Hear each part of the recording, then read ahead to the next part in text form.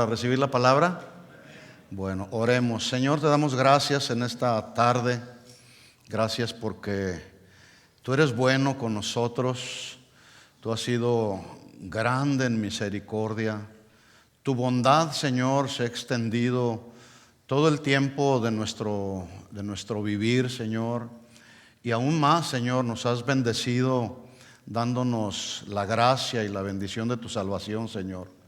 Estamos agradecidos contigo, Señor, y sabemos que tú como Padre siempre procuras enseñarnos, amonestarnos, instruirnos, para que cuando los días de nuestra vida terminen en este mundo, podamos estar allá en tu presencia, Señor.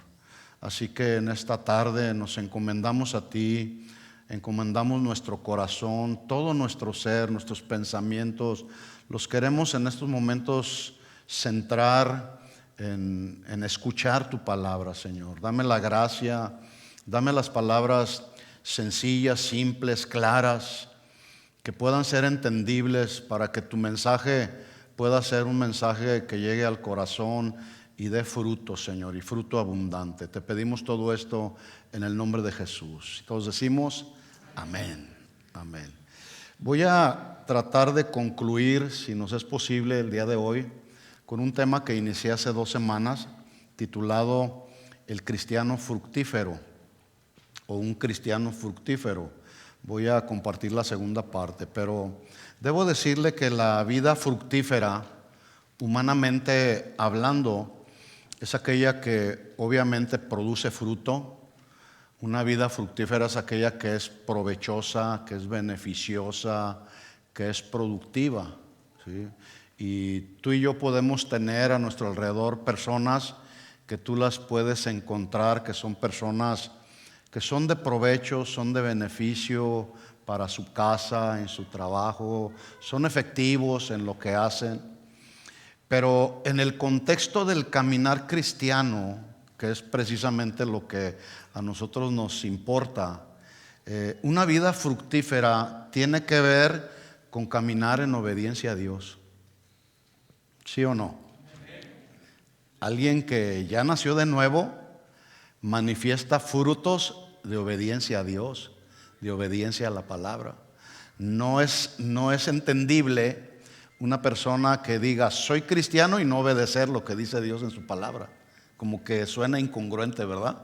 Entonces, la vida fructífera desde el punto de vista de nuestro caminar cristiano, insisto en esto, tiene que ver con obediencia a Dios y a su palabra. También tiene que ver la vida fructífera con tener y mantener una relación constante, continua con Dios. Nos relacionamos con Dios a través de la oración, a través de la lectura de la palabra, pero luego nos relacionamos unos con otros, y eso tiene que ver con la vida fructífera y una buena relación entre nosotros. La vida fructífera también, desde el punto de vista cristiano, es permitir, y este es un punto muy importante, permitir que el Espíritu Santo con el cual fuimos sellados cada día transforme nuestro carácter, transforme nuestra conducta, transforme nuestros pensamientos y nuestras acciones. Y eso se ve, ¿sí? Se ve claramente una vida fructífera, una persona que es controlada por el Espíritu Santo, pues va desarrollando un carácter conforme al carácter de Cristo. Todo eso y mucho más es posible cuando Dios deposita la semilla de su palabra en nuestros corazones, como lo estoy haciendo ahora y lo hemos hecho siempre, que tú te expones a una predicación de la sana doctrina. Dios está depositando la semilla de su palabra. Y cuando tú escuchaste por primera vez las buenas nuevas de salvación, fue precisamente que alguien vino y sembró esa semilla, la semilla de la palabra. De hecho, en la Biblia encontramos que la palabra está, metafóricamente hablando, es como una semilla. ¿Qué hace una semilla? Bueno, cuando es una buena semilla, esa buena semilla fructifica y se multiplica, ¿sí? Entonces, alguna ocasión que tú fuiste expuesto a la predicación de la sana doctrina, Entonces se depositó en ti la semilla de la palabra de Dios y luego Dios nos bendice dándonos una nueva vida en Cristo. ¿Cuántos tienen ya esa nueva vida en Cristo? Una nueva vida en Cristo. Y escuchen esto, mis hermanos. Todo lo que Dios bendice, todo produce y se multiplica. ¿Sí? Por ejemplo, dice la Biblia, un texto que todos conocemos, Génesis 1:28, dice que después que formó Dios al hombre y lo hizo a su imagen y a su semejanza, escuchen, dice que los bendijo. La Biblia dice en Proverbios que la bendición de Dios es la que enriquece y no añade tristeza. Entonces, Dios bendijo a su creación y luego miren la bendición, les dijo: fructificad y multiplicaos, llenen la tierra, señoreen autoridad. Bueno, este término fructificar, yo creo que todos lo entendemos, es muy simple. Fructificar es dar fruto, es cuando una persona es fecunda porque es fértil. Hay algunas mujeres que por alguna razón no pueden tener la dicha de ser madre porque posiblemente son infértiles, aunque Dios puede hacer milagros. Yo sé de milagros que Dios ha hecho con mujeres que científicamente o médicamente eran incompetentes para ser fértiles o no tener hijos. Dios hace un milagro, porque al final de cuentas el que tiene la última palabra, ¿quién es? Es Dios. Mi hermano Esteban, quiero decirte lo que ya te mencioné. El que tiene la última palabra es Dios. ¿Sí? ¿Puedo decir lo que me comentaste? ¿Me das permiso? ¿Sí? A mi hermano le acaban de detectar cáncer en la próstata. ¿Sí? Y hace rato me decía, ¿verdad? Pero yo le dije, bueno, ese es el diagnóstico médico, ¿verdad? Y hay que atender al diagnóstico médico, hay que atendernos, ¿sí? Pero el que tiene la última palabra es Dios, mi hermano. Confiamos y creemos que Dios puede hacer un milagro en tu vida y en la vida de todo aquel que confía y cree en el Señor, ¿sí? Y si en su soberanía Dios determina, como se lo dije a mi hermano, Dios determina que tú partas con el Señor, vas a estar mejor, hermano, ¿sí? Vas a estar mucho mejor que nosotros en este mundo cruel, ¿verdad? Entonces, eso tiene que ver con la vida cristiana, en poder entender que en medio de nuestras pruebas, de nuestros sufrimientos, inclusive de un diagnóstico médico muy cruel y muy difícil como el de nuestro hermano, podemos tener paz en el corazón. ¿Tienes paz en tu corazón, hermano? Hay paz en el corazón. Yo recuerdo hace unos años atrás, venía con nosotros una hermana, por ahí, aunque ella no fue infectada con el virus del COVID, ella tenía otras complicaciones pulmonares. Y yo me recuerdo que fuimos mi esposa y yo a visitarla junto con su esposo. Y ella había estado en coma por varios días, pero milagrosamente, después de haber estado inconsciente por varios días, milagrosamente regresó a la vida consciente, ¿verdad? Y yo me acuerdo que esa vez que yo fui a orar por ella, mi esposa y yo fuimos a orar por ella, ella me dijo lo siguiente, me dijo: hermano, le voy a pedir un favor, por favor no ore a Dios que Dios me siga teniendo en este mundo, yo ya me quiero ir a mi casa, me quiero ir a mi casa ya. A mí esa convicción que tenía nuestra hermana a mí me impactó tan fuertemente, porque estaba plenamente segura de que sus días finales estaban por terminar, pero ella se iba a su casa a ver cara a cara a nuestro Redentor y a nuestro Salvador Jesucristo. ¿No le das un aplauso de alabanza a Él? Esa es nuestra esperanza. Esa es la esperanza del cristiano, que cuando los días de nuestra vida terminen en este mundo, por la razón que sea, iremos ahí a su presencia y le veremos tal como Él es, y ahí le adoraremos. Qué experiencia tan gloriosa nos espera, ¿verdad? Bueno, eso tiene que ver con una vida fructífera, que descansamos en el Señor sabiendo que estamos en las manos del Señor. Entonces, fructificar es ser fértil. Todo lo que Dios nos da es bueno, es provechoso, es beneficioso, porque Él lo bendice. Todo lo que Dios nos da es fértil, y todo lo que Dios nos da se multiplica, aumenta en número, suma en lugar de restar. Así es Dios.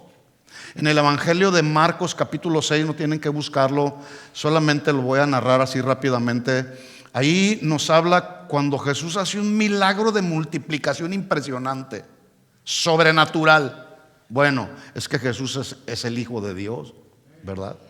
Dice ahí la Biblia en Marcos 6 que Jesús bendijo 5 panes y 2 peces, y comieron todas las personas que estaban ahí hasta saciarse.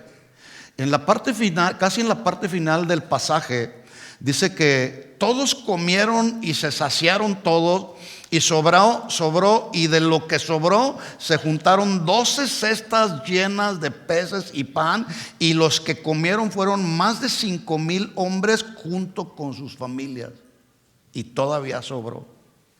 ¿Se dan cuenta cómo todo lo que Dios bendice no solamente fructifica, sino lo multiplica? Porque su bendición es generosa. Y escuchen esto, mis hermanos.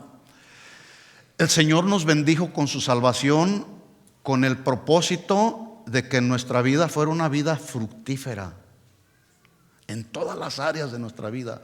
Acuérdense que estamos en un proceso de santificación, y hay áreas en nuestra vida con las que Dios va tratando con nosotros, en el alma, en los sentimientos, en los pensamientos. Pero esa vida de santificación tiene que ir progresando, ¿sí? Tenemos que ir avanzando en lugar de retroceder. Y eso habla de una vida fructífera, una vida que es provechosa, una vida que sea beneficiosa, no solamente para nosotros, porque nosotros podemos ser personas provechosas, beneficiosas hacia otros, pero si no eres beneficioso para los de tu casa, hay un problema.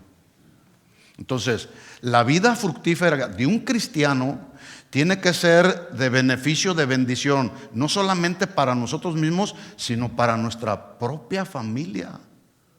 Que tú puedes tener la esperanza de que tus hijos tienen sus ojos puestos en ti y están viendo tus acciones, están viendo tus conductas. Ellos saben cómo piensas, cómo haces decisiones, y toman ejemplo, porque tus pensamientos, tus decisiones están basadas en lo que dice Dios y no en lo que dice el mundo. ¿Sí? Y eso tiene que ver con la vida fructífera, con un cristiano que es fructífero. Por eso Pablo le escribió a los Gálatas haciéndoles énfasis en lo que les decía. En Gálatas 5:1 les decía Pablo: hermanos de Galacia, ahora somos libres. Estoy leyendo en la palabra de Dios para todos, Gálatas 5:1. Ahora somos libres porque Cristo nos liberó. ¿Quién nos liberó? ¿De qué te liberó Dios? De las adicciones, de las mentiras, del engaño, de tantas cosas de las que el Señor nos liberó, como para querer volver a regresar a una vida así. No nos fue bien, por lo menos a mí no me fue bien en ese estilo de vida. ¿Por qué? Porque no solamente mi vida se vio afectada, sino la vida de mi familia se vio afectada en una conducta mundana. Pero cuando Dios me liberó, ¿sí?, nos hizo libres. Por eso dice Pablo ahí: por tanto, como ya Dios nos liberó, mantengámonos firmes en esa libertad y no vuelvan a la esclavitud. Bueno, la vida libre en Cristo lleva implícita precisamente la manifestación de frutos, de ser fructíferos. El fruto espiritual es la evidencia de nuestra fe que nos ha salvado. Si alguien puede decir: yo soy cristiano, yo soy un cristiano, pero vivir como mundano, y no hay congruencia con eso. Uno que es cristiano entra en ese proceso de santificación y busca día con día ir cambiando conductas, pensamientos, acciones, etcétera. ¿Sí? Porque esto ya lo hemos dicho anteriormente.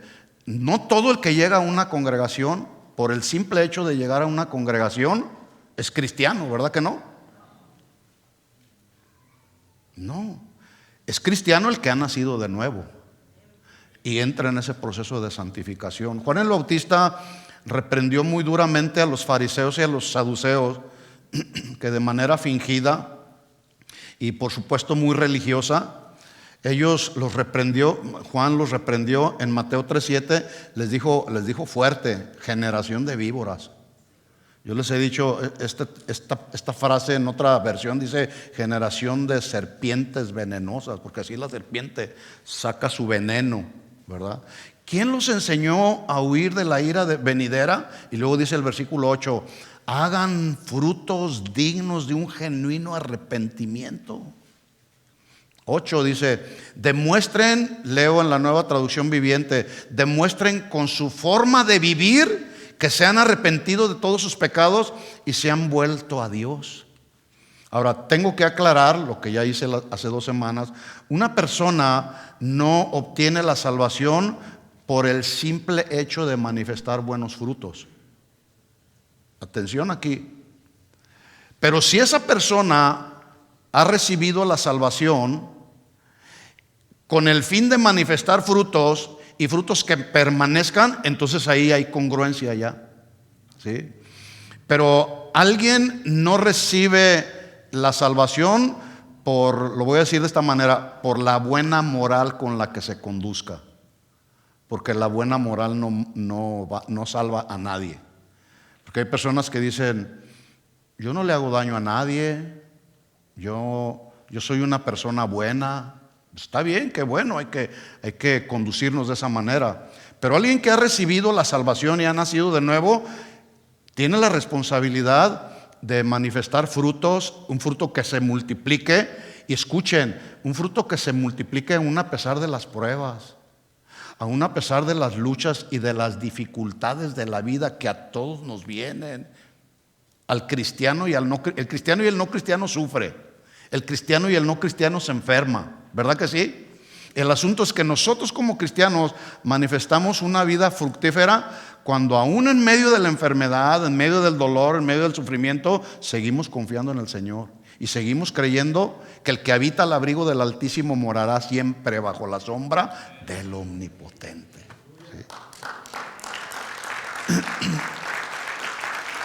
En Juan capítulo 15 dice el Señor, lo leo en la Nueva Traducción Viviente, dice 15:16, dice, ustedes no me eligieron a mí, yo los elegí a ustedes y les encargué, ahí está el propósito, que vayan y produzcan fruto duradero, así el Padre les dará todo lo que pidan en mi nombre. Y ese todo lo que pidan en mi nombre está desde luego en el marco de su voluntad y su soberanía.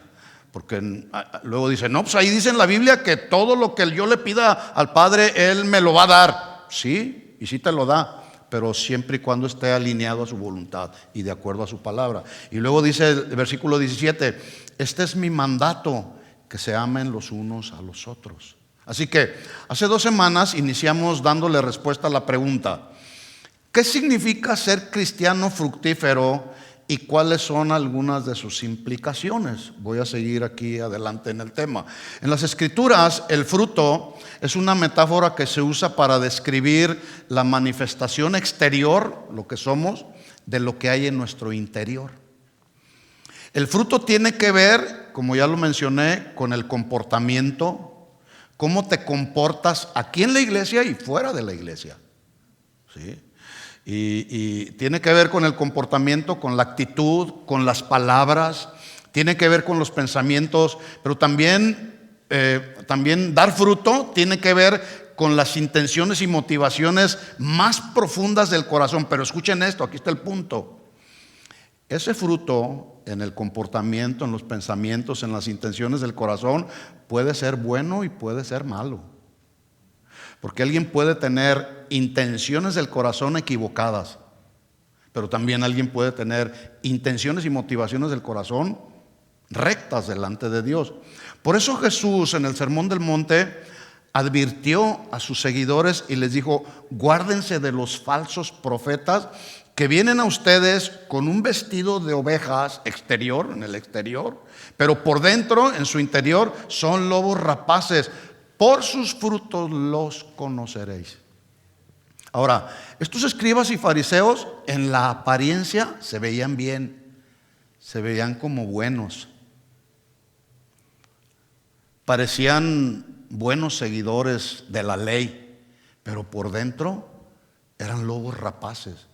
Entonces, andar en el Espíritu, resistir y satisfacer los deseos pecaminosos de la carne, habla de un cristiano fructífero, ¿sí o no? Acuérdense que la vida cristiana es una lucha contra Satanás, contra los secuaces de Satanás, pero contra nosotros mismos también. Entonces, un cristiano que anda en el Espíritu y está luchando por resistir los deseos pecaminosos de esta carne, porque la tendencia de esta carne es a satisfacernos. Pero cuando tú resistes y hay victoria en tu lucha, entonces eso habla de un cristiano fructífero. Por eso es que Pablo, a los mismos Gálatas que se andaban desviando, andaban regresando a la ley, a las obras de la ley, cuando ya les habían predicado el evangelio de la gracia, entonces Pablo está tratando de alinearlos y les dice: anden en el Espíritu y no satisfagan los deseos de la carne, porque el deseo de la carne es contra el Espíritu y el del Espíritu es contra la carne, y los dos se oponen entre sí para que no hagamos ahora lo que queramos. No podemos hacer, después de ser cristianos, si es que eres un verdadero cristiano nacido de nuevo, no podemos hacer con nuestra vida lo que nos dé la gana. ¿Verdad que no? ¿Por qué? Porque ahora nuestro dueño es Jesús.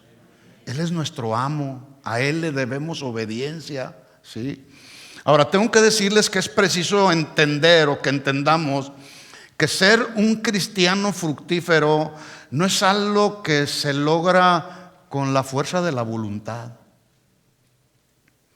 Yo les voy a ser honesto, con la fuerza de mi voluntad, andando allá en el mundo antes de conocer al Señor, con la fuerza de mi voluntad yo no pude lograr salir de las conductas que yo traía. Porque luego dice la gente: no, todo es cuestión de fuerza de voluntad. No es cierto, no es cierto, no nos engañemos. Solamente Cristo puede transformar el corazón, solamente Jesús. Entonces, ser un cristiano fructífero es una obra de la gracia de Dios, pero con la ayuda del Espíritu Santo que mora en nosotros. El Espíritu Santo nos va dirigiendo, el Espíritu Santo nos va controlando. Por eso Pablo dijo a los Filipenses en el capítulo 2, versículo 13, lo leo así, Filipenses 2:13: porque Dios es el que en ustedes produce. Dijimos que este término producir es el término griego energeo, de donde viene el significado, es el que da energía, el que da el impulso. En otras palabras, Él es el que produce, Él es el operante, Él es el que hace en nosotros ponernos en acción. Él es el que pone en nosotros el querer como el hacer por su buena voluntad. Cada uno de nosotros decidimos el día de hoy estar aquí porque Él puso en tu corazón el querer venir a la congregación, adorar a Dios, a recibir la palabra. Ahora, es muy importante, mis hermanos, que no juzguemos o valoremos la manifestación de un buen fruto que tiene que ver con actos externos y que tienen, como ya lo dije, una buena apariencia. Porque alguien puede hacer todo lo que hace un cristiano y no ser cristiano nacido de nuevo. Alguien puede llegar a esta congregación, levantar las manos, cantar incluso dar una ofrenda o una limosna, como sea, y no ser cristiano nacido de nuevo, ¿sí? Pero luego nosotros podemos, como decimos en México, podemos irnos con la finta, ¿verdad? O con la mera apariencia, y podemos decir: oh, wow, qué buen cristiano, qué tremendo. Incluso puede danzar, yo danzaré como David. Y puede estar danzando como David, pero no ser nacido de nuevo, ¿sí? Entonces hay que tener hay que tener, nosotros los cristianos que tenemos el Espíritu Santo, hay que tener el discernidor, lo digo de esta manera, muy bien agudo, para poder discernir cuándo uno es cristiano y cuándo no es cristiano. Porque si ese fuese el criterio que usamos, o sea, la buena apariencia, si ese fuese el criterio para determinar quién es un cristiano fructífero y quién no, pues entonces los fariseos serían los más fructíferos de todas las personas. Sin embargo, ¿qué cosas? El Señor los llamó sepulcros blanqueados. En Mateo 23, 27, hay todo un pasaje de los ayes del Señor que menciona, y aquí está uno de ellos. Y si ustedes se dan cuenta en la gramática, ya hemos dicho que en la gramática hay bendición. Esta frase, ay de vosotros, está con signos de admiración, así como para llamar la atención. Y Jesús les habla a los escribas y a los fariseos y les dice, ay de vosotros. En un sentido de urgencia, en un sentido de llamar su atención. Ay de vosotros, escribas y fariseos hipócritas. ¿Qué era lo que estaba sucediendo? Que eran hipócritas, pero a lo mejor no se daban cuenta. Y si se daban cuenta no les importaba, seguían siendo hipócritas. Porque sois semejantes a sepulcros blanqueados que por fuera a la verdad se muestran hermosos, mas por dentro están llenos de huesos muertos y de toda inmundicia. En el tiempo de Jesús, dicen la historia, que en las regiones donde andaba Jesús, para que un sepulcro llamara la atención, lo pulían y lo pintaban de blanco y lo ponían hermoso, como dice aquí la escritura. Ustedes se muestran hermosos como esos sepulcros blanqueados, pero por dentro huelen mal. ¿A qué huelen los huesos de un muerto? Huelen mal. ¿Sí? Por eso hay que ponerles a los que han muerto, hay que ponerles cosas para que en la medida que se van descomponiendo, este cuerpo se va descomponiendo, pues no huela mal. ¿Sí? Entonces, por dentro están llenos de huesos muertos y de toda inmundicia. 28, así también ustedes, les dice Jesús, los está confrontando. Por fuera a la verdad se muestran justos, y aquí va el punto. ¿Sí? Se muestran justos. La justicia es darle a cada quien lo que merece y lo que le corresponde. Pero ellos no le daban honra y gloria a Jesús como el Hijo de Dios. Entonces, por dentro se muestran justos a los hombres, pero por dentro están llenos de hipocresía e iniquidad. En otras palabras, sus motivaciones o las intenciones de su corazón en realidad no era ser justos y seguir y amar a Jesús para glorificar a Dios. Esa no era su intención. La realidad que había en su interior era mostrarse justos solo en la apariencia ante los hombres. En otras palabras, ellos llevaban un fruto malo por dentro, pero disfrazado de un fruto bueno. ¿Sí? Y el punto del mensaje es que nosotros seamos cristianos genuinos, que seamos cristianos genuinos, que no nos pongamos una apariencia de buen fruto o de buenos cristianos, sino que en realidad seamos buenos cristianos nacidos de nuevo. No estoy hablando de perfección, estoy hablando de una vida de obediencia a Dios que nos va ayudando a madurar. Entonces dice Mateo 23:1, miren lo que habla Jesús. Entonces Jesús les dijo a las multitudes y a sus discípulos, mucha gente y discípulos que lo seguían. 2, los maestros de la ley religiosa y los fariseos, ellos son los intérpretes oficiales de la ley de Moisés. ¿Qué es un intérprete? Bueno, ahí en el libro usted va a ver que en el cuaderno de trabajo va a ver lo que es un intérprete y cuáles son las cualidades. Pero entre otras de las cualidades era precisamente hacer una interpretación adecuada de lo que realmente dice la ley. ¿Sí? Entonces, ellos eran los intérpretes oficiales de decir, esto es lo que dice la ley y esto significa, y la interpretaban, ¿verdad? Versículo 3, Está hablando Jesús con la multitud y sus discípulos. Por lo tanto, les dice Jesús, practiquen y obedezcan todo lo que les digan. ¿Por qué? Porque lo que les decían era lo que decía la ley. ¿Sí? Dice, practiquen y obedezcan todo lo que les digan. Obviamente aquí todo sujeto o de acuerdo a la palabra de Dios. ¿Sí? Pero no sigan su ejemplo, pues ellos no hacen lo que enseñan. ¿Por qué? Porque, por ejemplo, ellos decían, no adulteren, y ellos eran adúlteros. No mientan, y ellos eran mentirosos. Den para el Señor, y ellos no daban. No había una congruencia. Por eso Jesús les dijo, ok, obedezcan lo que ellos hablan, porque están hablando la ley, ¿sí? De acuerdo a la palabra de Dios. Pero no sigan su ejemplo, porque el ejemplo que están manifestando no es en realidad lo que están enseñando. Versículo 4, aplastan a la gente bajo el peso de exigencias religiosas insoportables y jamás mueven un dedo para aligerar la carga de ellos. 5, todo lo que hacen es para aparentar. En los brazos se ponen, aquí en los brazos se ponían anchas cajas de oración con versículos de las escrituras, y usaban túnicas y flecos muy largos, ostentosos, inclusive se vestían bien. Dice, a ellos les encanta sentarse a la mesa principal en los banquetes y ocupar asientos de honor en las sinagogas. Les encanta recibir los saludos respetuosos cuando caminan por las plazas y que los llamen rabí.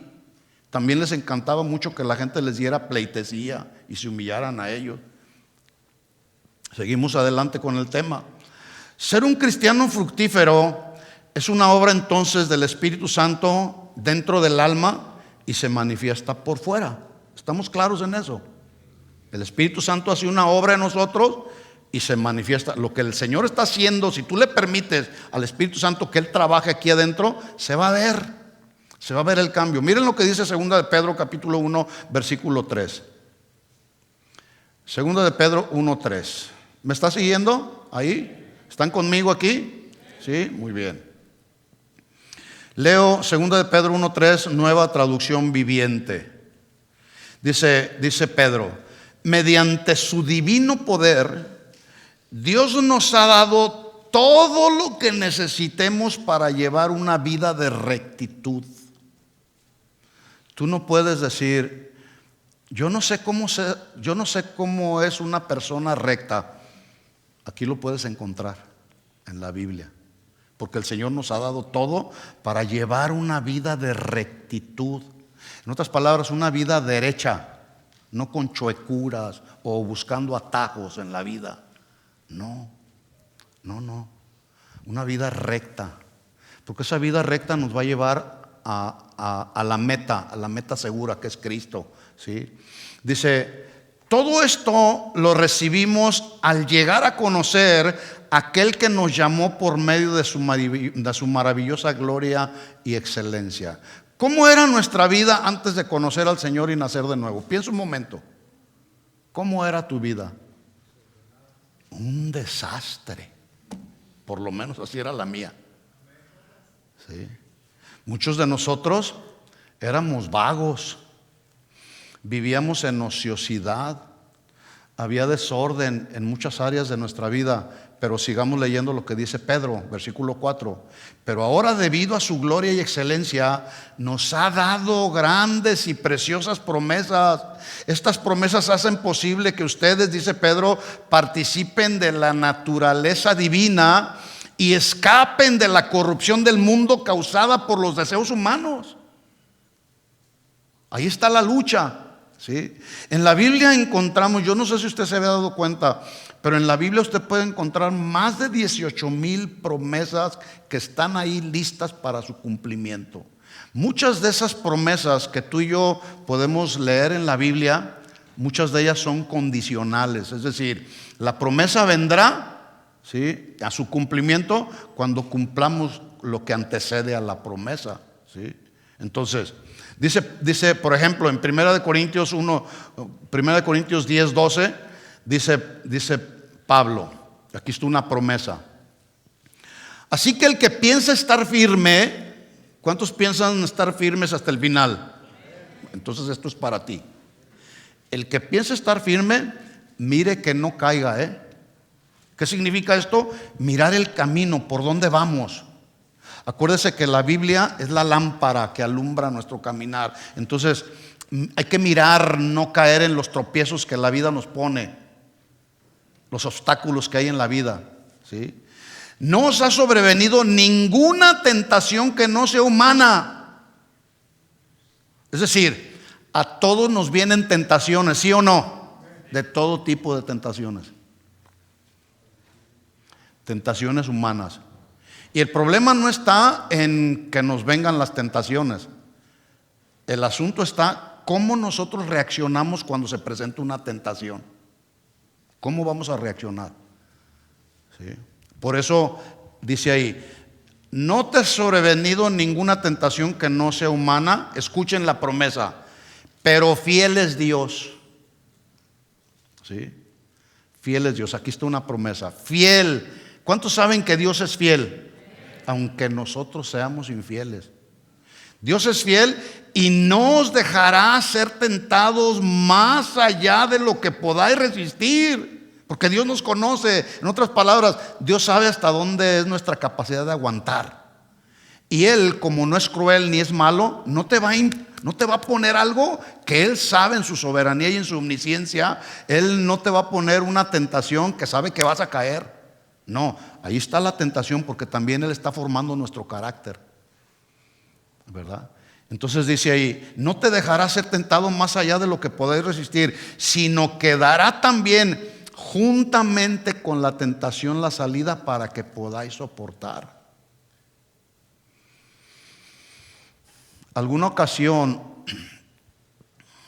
en algunos ejemplos que luego conocemos de personas que nos rodean, el marido que engañó a la mujer con otra mujer que no es su mujer, su esposa, le preguntas tú, ¿por qué lo hiciste? Y luego la respuesta así tan simple, te dicen, pues es que las cosas se dieron así nomás se dieron, ¿sí?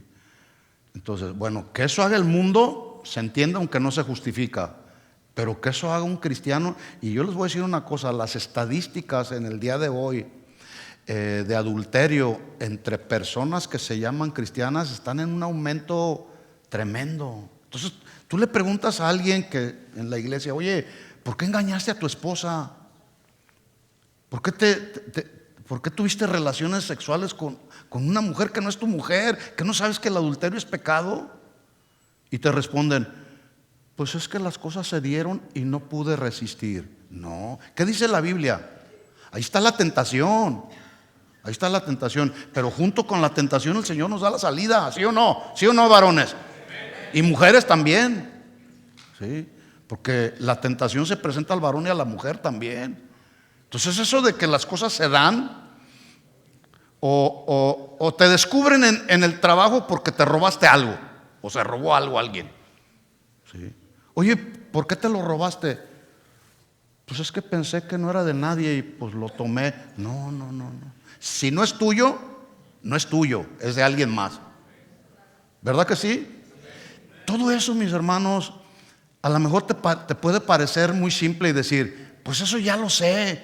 Bueno, pues eso tiene que ver con la vida cristiana fructífera. De eso se trata la vida cristiana. Porque luego la gente dice, hermano, denos mensajes apocalípticos. Digo, hay que estudiar todas las figuras que se ven, representativas que se ven en los libros proféticos, Ezequiel, Daniel, Apocalipsis, todo lo que tiene que ver con los acontecimientos finales, las imágenes que se dan ahí, hay que estudiarlas. Pero yo te puedo dar un mensaje apocalíptico, muy escatológico, pero si no te enseño a vivir la vida cristiana fructífera, nomás voy a acumular conocimiento a tu vida. Es bueno el conocimiento, pero ese conocimiento sin aplicarse a la vida diaria no sirve de nada, ¿sí? Pero estos asuntos que tienen que ver con la vida cristiana fructífera nos van a ayudar a avanzar hacia la meta que es el Señor, ¿sí? Lo que dice la Biblia acerca de las tentaciones. Sigamos leyendo a Pedro, 2 de Pedro 1:5. Dice: en vista de todo esto, ya ven, Dios nos dio muchas promesas. Dice Pedro: esfuércense al máximo por responder a las promesas de Dios, complementando su fe con una abundante provisión de excelencia moral. Dice esta versión. Dice, retomo el texto: esfuércese a lo máximo para responder a las promesas de Dios, complementando su fe con una abundante provisión de excelencia moral. ¿Qué es la excelencia moral? Muy simple. La excelencia moral es la cualidad o la virtud que todos debemos de desarrollar para hacer lo correcto, orientados obviamente al bien, a la verdad, a la justicia y a evitar lo incorrecto. Y todos sabemos qué es lo correcto y qué es lo incorrecto, ¿sí o no? Mentir es incorrecto, ¿sí? Entonces, la excelencia moral a la que se refiere ahí Pedro es: sí, yo sé lo que es incorrecto, pero también sé lo que es correcto. Por lo tanto, me voy a orientar a lo que es correcto. Esa es la excelencia moral. Dice: en vista de todo esto, esfuércense al máximo en responder a las promesas de Dios, complementando su fe con abundante provisión de excelencia, y la excelencia moral con conocimiento. Entonces, no nomás excelencia moral, sino el conocimiento, que se refiere el conocimiento aquí al entendimiento y al discernimiento y a la sabiduría que nos viene como el resultado de comprender la palabra de Dios. La estoy comprendiendo, la estoy entendiendo, me está viniendo luz, por más simple o por más que sea un mensaje que ya conoces, lo estoy entendiendo. Pero una vez que lo entiendes, hay que aplicar esas verdades a nuestra vida. A eso se refiere Pedro cuando dice que tengamos una excelencia moral, máxima excelencia moral, pero también eso hay que concordarlo con el conocimiento, ese conocimiento aplicado a nuestra vida, ¿sí? Y en ese sentido, entonces, cuando tenemos un buen nivel de excelencia moral y un buen conocimiento aplicado a nuestra vida, eso se traduce en una vida fructífera que honra a Dios. Y al final de cuentas ese es el punto: honrar a Dios con nuestra vida. Que Dios pueda decir: este es mi Hijo amado en el cual yo tengo complacencia. Que Dios se pueda complacer con nuestra vida, que le da honra y gloria a Él. Versículo 6, sigo leyendo: el conocimiento con control y dominio propio. El dominio propio tiene que ver con una mente sana, pensamientos sanos. Cuando los pensamientos están sucios, las acciones se ensucian, ¿sí? El dominio propio hay que ligarlo con la perseverancia. Voy a seguir tratando de agradar a Dios. Ayúdame, Señor. Espíritu Santo, guíame a seguir honrando a Dios. La perseverancia con sumisión a Dios y a su palabra. La sumisión con afecto fraternal. ¿Qué es el afecto fraternal? Pues muy simple, el amarnos los unos a los otros. No nomás amar a los que te caen bien, no, a todos. Bueno, por lo menos así dice la Biblia, ¿sí? Dice: el afecto fraternal con amor por todos. Versículo 8: y cuando más crezcan de esta manera, o cuando vayan creciendo de esta manera, la Reina Valera dice: si estas cosas están en vosotros y abundan, escuchen lo que dice, no los dejará estar ociosos y sin fruto. Por lo tanto, serán más productivos y útiles más productivos y útiles serán en el conocimiento de nuestro Señor Jesucristo. Versículo 9: pero los que no llegan a desarrollar esta forma son cortos de vista o ciegos y olvidan que fueron limpiados de sus pecados pasados. Dice ahí la versión, el versículo anterior, dice, no los dejará estar ociosos y sin fruto. ¿Qué es la ociosidad? Bueno, la ociosidad es la situación o el estado en que se encuentra alguna persona que está desocupada. Y por lo tanto, esa persona que está desocupada no produce nada. Es improductivo. No hay fruto en su vida. Esa es una persona ociosa. ¿Conoce algún ocioso por ahí? Este mundo, allá afuera, está lleno de gente ociosa. ¿Qué hace o qué provoca la ociosidad? La ociosidad, cuando una persona está ociosa sin producir fruto, roban, murmuran, son chismosos, se entremeten en asuntos ajenos. Como no tienen asuntos en los que producir ellos, pues ahí andan metiéndose donde no los llaman, por la ociosidad, el estado de ociosidad en el que se encuentran.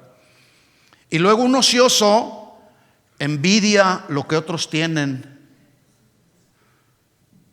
y luego mienten o difaman a la gente. Un ocioso hace falsas especulaciones porque la mente de Cristo no está en él, está ocioso. Eso es lo que hace la ociosidad. Entonces Pedro está diciendo ahí, si ustedes viven una excelencia moral, ese conocimiento está aplicado a su vida y van creciendo, entonces todo eso que están acumulando en su vida diaria no les va a permitir andar de ociosos. En otras palabras, andar de mentirosos, murmurando, chismeando, metiéndose en lo ajeno, difamando con falsas especulaciones. ¿Por qué? Porque estamos ocupados. ¿Sí? Mire la reprensión que Jesús le hace a los fariseos ociosos que lo acusaban de que él echaba fuera a los demonios por Belcebú. En Mateo capítulo 12, versículo 32, dice la escritura, dice Jesús hablando, a cualquiera que dijere alguna palabra contra el Hijo del Hombre, le será perdonado. Pero el que hable contra el Espíritu Santo no le será perdonado ni en este siglo ni en el venidero. 33, o haced al árbol bueno y su fruto bueno, o haced el árbol malo y su fruto malo. Porque el fruto se conoce por el árbol. ¿Sí? Usted no puede tener un árbol de naranjas y querer o pretender cosechar manzanas. Porque el árbol y la figura del árbol de naranjas, usted va a decir, no, este árbol es de naranjas. Por más fe que tengas, tú no puedes decir, ese árbol es de manzanas. No, es de naranjas. Eso es el sentido que está dando Jesús ahí. Dice, el árbol bueno da fruto bueno. Hagan el árbol malo y su fruto es malo, porque el fruto se conoce por el árbol. 34, atención, aquí también Jesús los reprende y les habla fuerte. Generación de víboras, ¿cómo pueden hablar lo bueno siendo malos? Porque de la abundancia del corazón habla la boca. El hombre bueno del buen tesoro del corazón saca buenas cosas, y el hombre malo del mal tesoro saca malas cosas. Mire el contraste. Buen hombre, buen tesoro, buenas cosas. Un mal hombre o una mujer, aquí cuando dice el hombre se está refiriendo al género humano.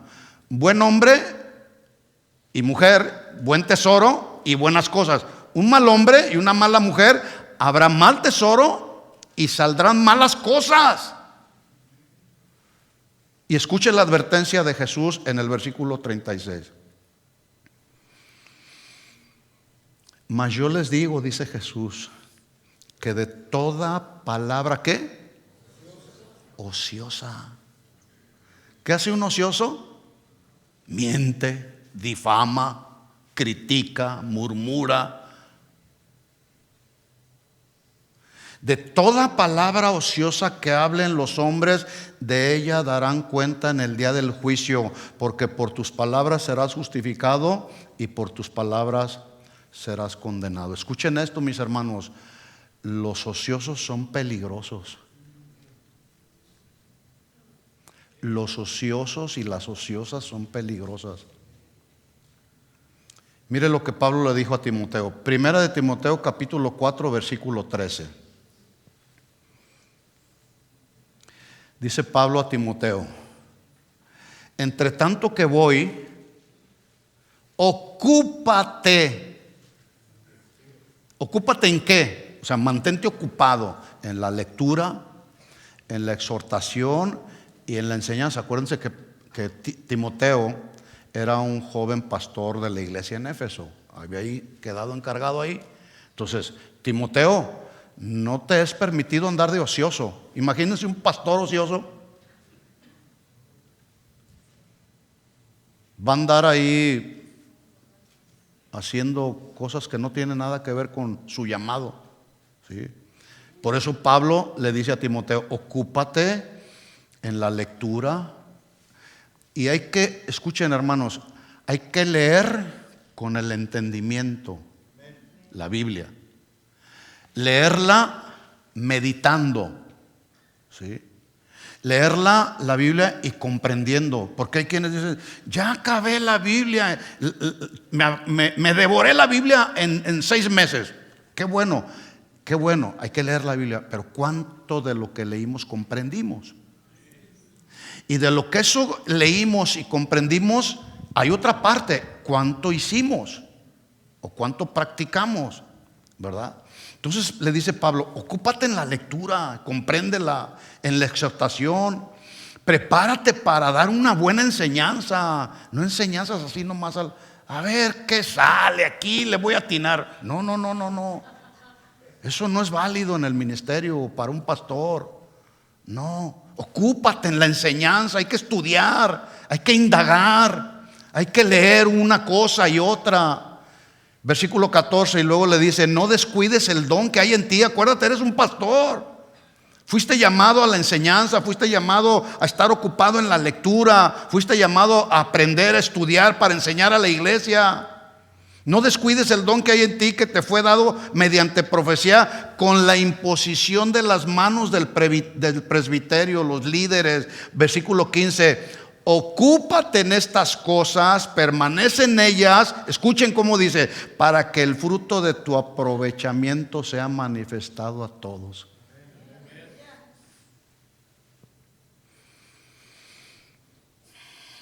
Imagínense que yo llego aquí y les digo: ay, hermanos, pues no tengo nada que compartirles. Recojamos los diezmos y vámonos. Tienen el día libre. Qué feo sería eso, ¿no? Que el domingo, que es el día del Señor, donde los cristianos nos reunimos para aprender, para ser instruidos, para ser corregidos, amonestados. Imagínense, llegamos. No, pues no hay palabra, no hay alimento. No, pues vámonos de aquí, ¿verdad? Pablo también aconsejó a Tito, otro joven pastor, acerca de la importancia de manifestar un fruto en buenas obras como consecuencia de la salvación. No para salvación, porque las obras no salvan a nadie. Las buenas obras no salvan a nadie, ¿verdad que no? Porque todo mundo, hoy hay muchas organizaciones que hacen buenas obras, ¿sí? Pero no son cristianos, no son nacidos de nuevo, no han experimentado la salvación. Entonces, un cristiano no se salva por buenas obras. Un cristiano se salva para hacer buenas obras. Eso es diferente, ¿sí? Entonces, Tito capítulo 4, versículo 14, lo leo en la Biblia de las Américas. Dice: enséñales al pueblo, a nuestro pueblo o a nuestros hermanos, que aprendan a ocuparse en buenas obras. Notemos que el texto nos deja ver que el ocuparnos en buenas obras es algo que se debe de aprender, porque no siempre es nuestra tendencia. Por ejemplo, ir a visitar a un hermano que está enfermo en el hospital o en su casa, ¿es hacer una buena obra como cristianos, sí o no? Sí, pero a veces no queremos. Ay, es que tengo esto. No, enséñales al pueblo. O sea, Esa responsabilidad no es solamente del pastor. Yo sé cuáles son mis responsabilidades ministeriales y las hago. Pero también ustedes pueden ayudar. Imagínate que yo no puedo ir a visitar al hermano por alguna razón, pero tú puedes ir. Eso es hablar de hacer una buena obra en beneficio de los hermanos. Y eso da fruto. Eso habla de una vida fructífera, de una vida que está en empatía con los demás hermanos de la congregación, ¿verdad? Y Pablo le dice a Tito, les dice: enséñale al pueblo, a nuestros hermanos, a que aprendan. Hermanos, hay que aprender a hacer buenas obras. ¿Ves una necesidad en cualquier hermano que tú veas, sea de esta congregación o de otra congregación, pero tú sabes que es parte del cuerpo de Cristo y está atravesando por una necesidad? Hay que ayudar. Pero eso se tiene que aprender, ayudar a los demás.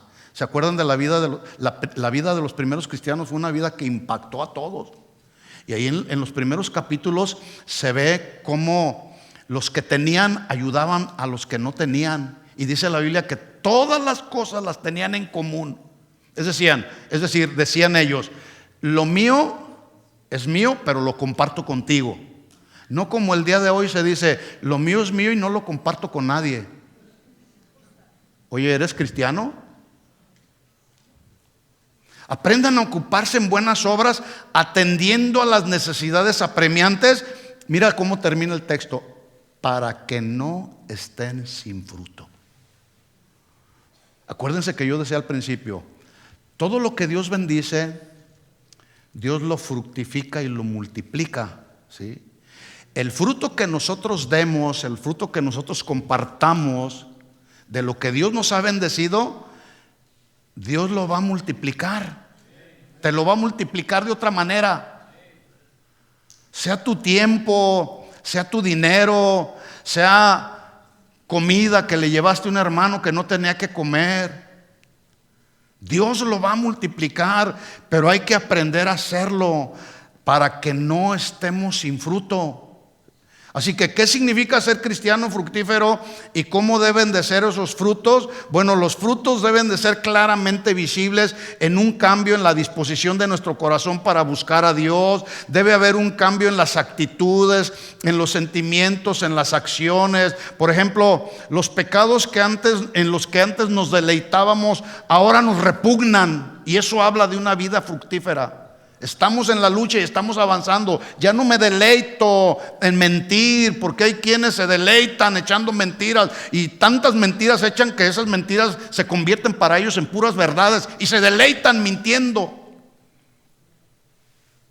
Dice Romanos 6:20, hablando Pablo de este punto: los pecados con los que antes nos deleitábamos ahora nos repugnan. Dice Pablo en Romanos 6:20, porque cuando erais esclavos del pecado, erais libres acerca de la justicia, o como dice la Nueva Traducción Viviente, estaban libres de hacer lo correcto porque hacían lo incorrecto. Y luego mire la pregunta, versículo 21, porque ¿qué fruto tenías de aquellas cosas de las cuales ahora te avergüenzas? El que era adúltero y practicaba el adulterio o la fornicación se deleitaba. Pero la pregunta es: ¿y cuál fue el fruto? ¿Cuál fue el fruto?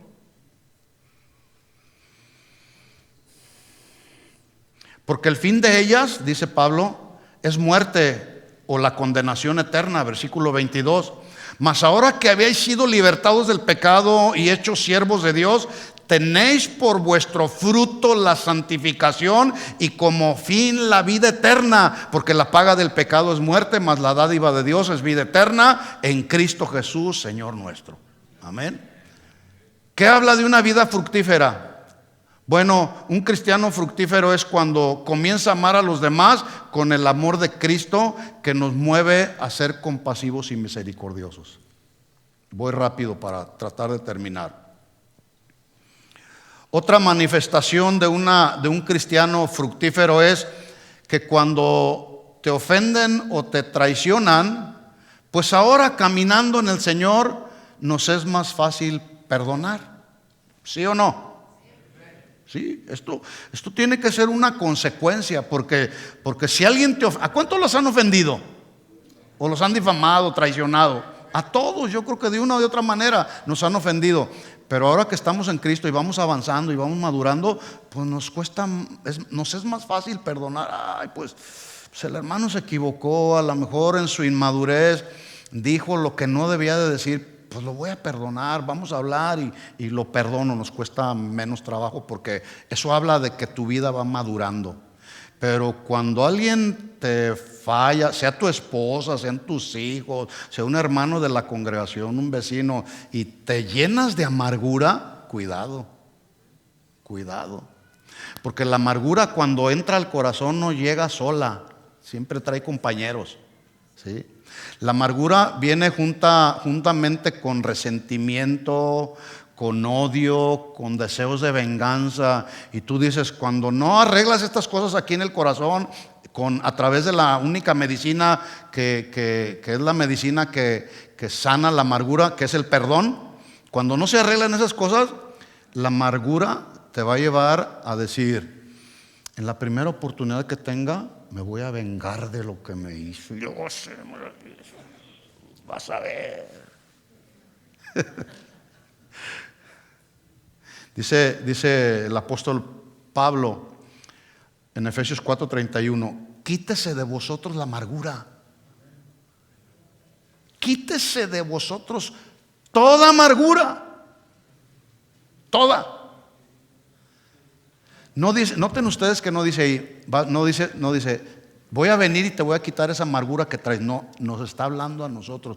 Tú eres el que te la tienes que quitar. ¿Cómo? Pues, Señor, ayúdame. Señor, lléname con tu palabra. Fortaléceme, Señor. ¿O acaso nosotros no hemos ofendido a nadie? ¿O traicionado a alguien? O sea, también nosotros. Quítese de ustedes toda amargura, el enojo, la ira, la gritería, la maledicencia y toda malicia. Antes bien, aquí está el contraste. Sean benignos unos con otros. ¿Que acaso no, Dios no es bueno, no es benigno Dios con nosotros?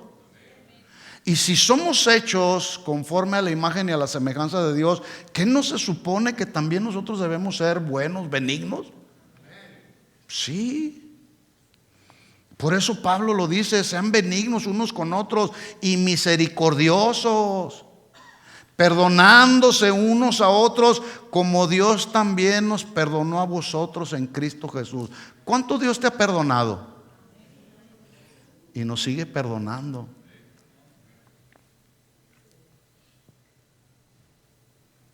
Hablar de una vida fructífera es hablar también buenas nuevas de salvación, hacer discípulos de acuerdo a la gran comisión.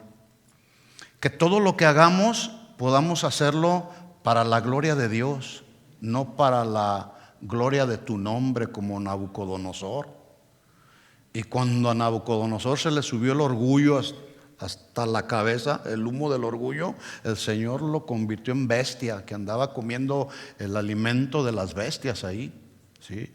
No, que todo lo que hagamos aquí o donde quiera que vayas, las que son amas de casa o las que trabajan, los jóvenes, las señoritas, todo lo que hagamos, hagámoslo todo para que Él sea glorificado. Dice Pablo a los colosenses, les habló diciendo, todo lo que hagan o digan, háganlo como representantes del Señor Jesús y den gracias a Dios Padre por medio de Jesucristo. Acuérdense, somos representantes del Señor. Somos embajadores del Señor. Estamos haciendo una representación de lo que realmente significa ser cristiano. No hagamos una mala representación, porque luego se puede dar el caso de que si nuestro testimonio no es un testimonio alineado a lo que dice Dios en su palabra, podemos estar enviando un mensaje de lo que puede ser el cristianismo, pero que en realidad no es. No sé si me explico. Puedes decirle a otros,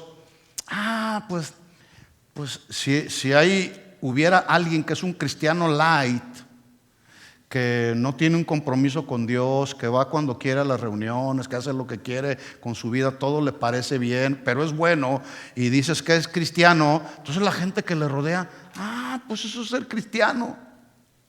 Pues está fácil entonces. No, pues me voy a ser cristiano. Por eso hoy todo mundo, hay artistas que se dicen ser cristianos, pero no dejan la farándula. ¿Por qué? Hay muchas razones, entre otras porque les genera dinero, placer. El que les aplaudan es como su alimento, alimenta el ego. ¿Pero eso es ser cristiano? No. Dice la Biblia que Dios resiste a los soberbios, pero da gracia a los humildes. Es mejor un corazón humilde, un corazón sencillo para Dios. Y David en uno de sus salmos, él decía: Señor, pon en mí un corazón manso y humilde, un espíritu manso y humilde me sustente, Señor. Esa era la oración de David, ¿sí? Bueno, todo esto y muchas otras cosas más tienen que ver con la vida de un cristiano fructífero. En otras palabras, con la vida fructífera, la vida que bendice a otros, que se multiplica, que es productiva, que es beneficiosa, que es de provecho, no solamente para nosotros mismos, como ya lo dije, sino para la gente que nos rodea. De eso se trata la vida cristiana. ¿Entendió el mensaje? Pues bueno, allá afuera lo vamos a practicar. En tu casa, para empezar, en tu casa, o a donde quiera que vayas, en tu trabajo mañana, ¿verdad? De eso se trata. ¿De acuerdo? Vamos a orar y a pedir que el Señor nos ayude. Señor, en el nombre de Jesús, te damos gracias por tu palabra. Ahora podemos entender con mayor claridad lo que significa ser cristianos fructíferos, desarrollar día con día una vida cristiana fructífera, seguirte a ti, Señor, amar lo que tú amas, hacer lo que tú mandas, Señor. Y esos buenos frutos, Señor, no podemos expresarlos o desarrollarlos en nuestra fuerza de voluntad. Es una obra de tu gracia y de tu Espíritu Santo en nosotros, Señor. Queremos permanecer en ti, Señor, para que tú permanezcas en nosotros. Porque separados de ti, Señor, como ramas separadas de ti, no podemos producir frutos buenos. Seremos ramas secas, Señor. Pero si estamos apegados a ti, que eres la vid verdadera, y comemos de ti, de la savia que viene de ti, Señor, entonces estaremos robustos, estaremos vigorosos, estaremos fuertes, maduros espiritualmente, Señor, a tal punto que otros desearán, Señor, comer del fruto que tú nos has dado, el fruto que tú has depositado en nosotros, de lo que tú has hecho en nuestra vida, Señor. Otros anhelarán, Señor, verte a ti a través de nuestra vida, Señor. Así que ayúdanos, límpianos, purifícanos, sigue moldeando nuestro carácter, sigue formando tu carácter en nosotros, Señor. Perdona nuestros pecados, nuestros pensamientos vanos, nuestras palabras vanas, Señor. Perdónalas, Señor. Y danos la fuerza, danos la conciencia limpia, Señor, para hacer todo lo que es recto, todo lo que a ti te agrada mientras estemos en este mundo, Señor. Porque estando ya contigo, las cosas cambiarán, Señor. Así que mientras estemos aquí en este mundo, Señor, necesitamos de tu ayuda, necesitamos de tu gracia para seguir adelante, Señor. En el nombre de Jesús nos encomendamos a ti, encomiendo a ti, Señor, la vida de cada familia representada en esta casa, Señor. La encomiendo a tu protección y a tu cuidado. Estamos viviendo tiempos difíciles, tiempos donde se requiere un mejor testimonio como cristianos, Señor. Así que ayúdanos, estamos en el hueco de tu mano, Señor, en el nombre de Jesús. A ti sea la gloria y la honra por siempre, Señor. Amén y amén. Dale el aplauso de alabanza al Señor. Gracias, Señor. Amén. Vámonos con esta palabra en nuestro corazón y practiquémosla allá afuera, ¿de acuerdo? Que Dios les bendiga a todos. Nos vemos el miércoles a las 7 o el próximo domingo a la 1 de la tarde. Dios les bendiga a todos.